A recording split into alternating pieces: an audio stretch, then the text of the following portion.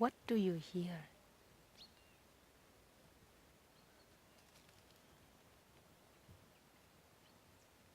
Do you hear your thoughts? Or do you hear sounds of nature?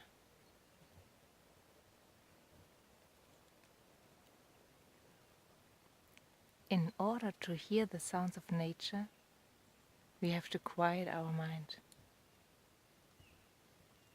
And this is worth it, even if you are not in nature. Have a beautiful day.